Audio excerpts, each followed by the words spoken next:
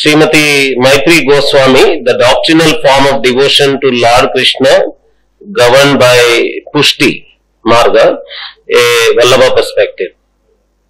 Namaste everyone. To start with my mother tongue, આજનો જે મારો વિષય છે એ મહાપ્રભુ શ્રી વલ્લભાચાર્ય દ્વારા પ્રણીત જે ભક્તિ સંપ્રદાય છે એમાં ભક્તિને કઈ રીતે ભગવત કૃપા ભગવત પુષ્ટિ ચલાવે છે એ વિષયને હું આજે વેદ ગીતા ભાગવત અને પછી વલ્લભ સંપ્રદાયના પરિપ્રેક્ષ્યમાં પ્રસ્તુત કરીશ.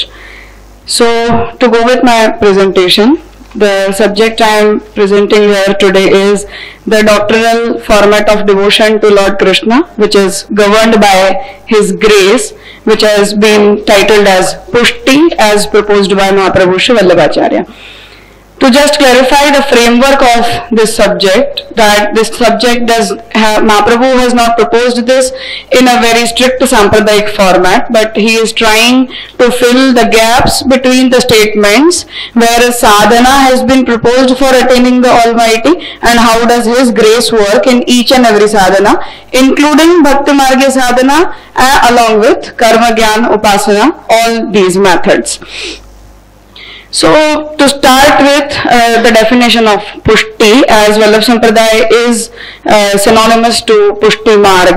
So the term Pushti means the grace, and the concept of grace does not directly come from Bhagavat, but it starts from Ved, where Chitta Prasad, Dhatu Prasad, these terms have been used. So the term Pushti does not always come with this same term, but there are many words which are being used for explaining the concept of Pushti.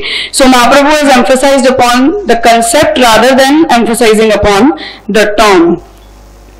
So he starts basically from the aspect of sustainment of this whole world, that when Bhagavan creates the world, he sustains the world, and that sustainment itself is the first aspect of his grace, which is explained in detail in the Poshan Leela of Srimad Bhagavat. So there the Poshan Leela means the sustainment of the world which has been created by him, and that sustainment starts with each and every being as sustained by Brahman. And then when Bhagavan chooses the beings into two types as explained in Bhagavad Gita, Do Bhuta Sarga Lokesmin Daiva Asura Evacha. So there he says that I establish Vidya Shakti and Avidya Shakti in the beings, and that's why the whole quest for the attainment of Almighty or the hunger of Jivatma for attaining salvation is supervised by the Vidya Shakti of Bhagavan, and these both are the Shaktis of Bhagavan, and that's why the ultimate urge of attaining salvation is not individually governed by the being, but governed by the Shakti of Bhagavan. To move towards the Upanishadic and as explained in Bhagavad Gita, so Mahaprabhu says that when Bhagavan chooses the beings into a particular path, and as explained in Upanishad, sadhu karma karayati saeva asadhu karma api karayati. So sadhu karma and asadhu karma are governed by him, and that is the most primordial nature of Pushti, which works for each and every being who is supposed to get engrossed into any path for attaining any sort of fruit, including salvation. Now the Pushti works in Autsargik and Apavadik, both the perspectives. So Autsargik aspect goes with the directive principles, that when the method of salvation is being explained by Bhagavan himself, it is being given by the Shastras itself. This is the Autsargik aspect of grace, that he is guiding us for his own attainment.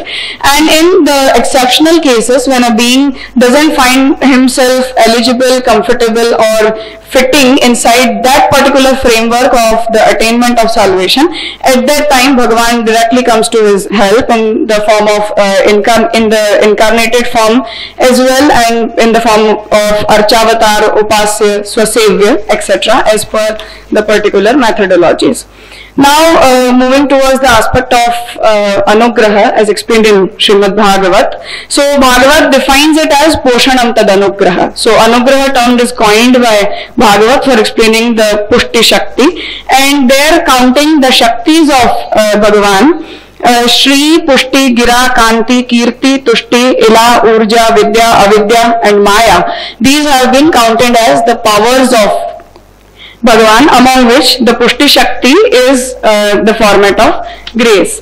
And there it has been, the area has been opened up by Bhagavat, where the grace upon the demon like Vritrasur, grace upon the Devtas like the Marudgana, and grace upon the human being. All these three categories have been elaborated in the 7th chapter of Srimad Bhagavat, where the Poshan Leela continues. And there it has been explained in this way that when Bhagavan incarnates in the form of Varaha for protecting the Vedas, for protecting the Prithvi, at that time even that form is for the sake of gracing the beings, because protecting Ved was for the sake of protecting the methods.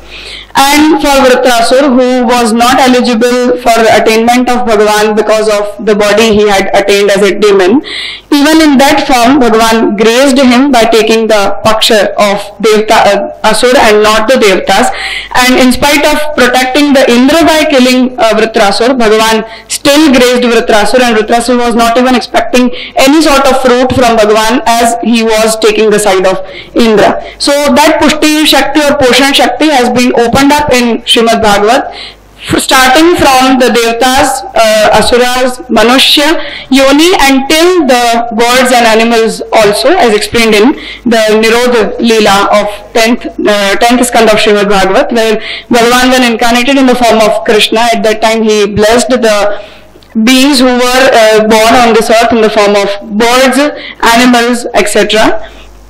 So Bhagavat opened up that aspect of grace, and coming towards the particular aspect of Vallabh Sampradaya, that how grace has been explained in Sampradayik context. So there Mahaprabhu says that Archati, Gayati, Kripayati, Kripanyati, which is the synonym to Prapatti or Sharnagati, Chandati, Ranjayati, Samsati, Stauti, Nauti, Pujayati, Rasati.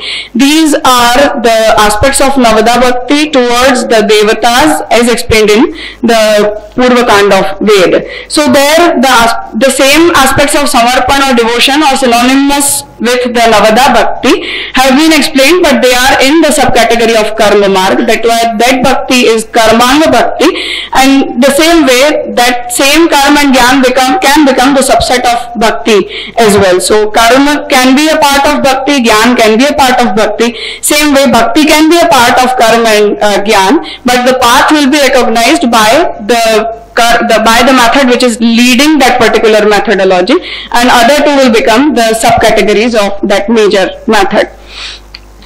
So in Sampradayik aspect, Mahaprabhu says that when Pushti Bhakti is governed by the Varan, as Bhagavan chooses the beings, that's why he says that Bhakti and Pushti should consider to be in both the ways, Anvaya and Vyatirek, that yatra yatra Pushtihi, tatra tatra Bhaktihi, and even in the reciprocal way, that yatra yatra Pushtya Bhavaha, tatra tatra Bhaktya Bhava. So the one who is not chosen by Bhagavan for being in the path of Pushti would not be able to be his devotee. He will not be able to develop the temperament of devotion in him, and that's why he says that Tad Anugrahika Labhyam Bhaktim Namaha. So the bhakti which has been attained by the being by his anugraha, I bow down to that sentiment of devotion. Now, so in Sampradayik aspect, Mahaprabhu says that temperament matters, not the path methods. So if you are in the method of Pushti Sampradaya and still you are feeling that my methods are governing my system and not the grace of Bhagavan is governing me, then each and every aspect of Navada Bhakti will be equivalent to karma. And if you feel that whatever karma, even the basic Shastriya karma, if I am involved into, even those are being done with the sankalpa that Gopijana Vallabha Prityartham, this karma is being done, then even that karma will become a part of bhakti. So the temperament of considering the grace as the governing factor of each and every aspect of your act matters more, rather than being in any particular path, sampradaya, or in any particular methodology for attainment of any fruit. So in Sampradayik matter, Mahaprabhu is in a very strict temperament, where he says that devotion should only be governed by the grace of Bhagavan, and the individual who is getting into the path of Mahaprabhu Sri Vallabhacharya should be very clear about his temperament, that I am not even using my bhakti or my sadhanas for attainment of any sort of fruit, including mukti, including liberation, but these methods are only the reciprocal of his anugraha on me, and this is the bhakti is anubhav of his pushti shakti.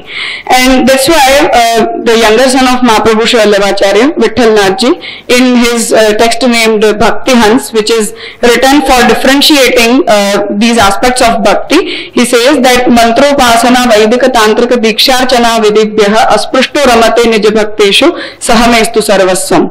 So this line has been misunderstood in many ways, where people feel that all the methods as preached by Ved, Tantra, Upanishad are not supposed to be accepted in Vallabh Sampradaya, but it just should be a bhakti which is guided by Bhagavat only. But this is not this line means. So the parts of tantric worship which are Varnashrama Karak, which are based on the method as explained in the Ved, and the method of Panchamrita Upachar on Jayantis, offering of Bhog by Shankhodak, etc. Arati, non-appropriation of forbidden substances, and inclusion, appropriation of Gopala Mantra initiation and Gayatri Mantra initiation as well, and Sampradayic Mantra initiation along with that, and the emphasis upon the conduct of Smriti and Shruti as daily and occasional dharmas by Margi Acharyas and disciples both. All these aspects don't support this thing that Mahaprabhu is negating any of the methods to be used in Bhakti Margiya Sadhana Pranali. So his emphasis is only upon the temperament of Nirgunata, that a being should be clear with his mind that my methods cannot take the governing power in my hand for the attainment of Krishna, but only his grace will work, and my methods to the best of my capacity should be the anubhav of his grace. Thank you.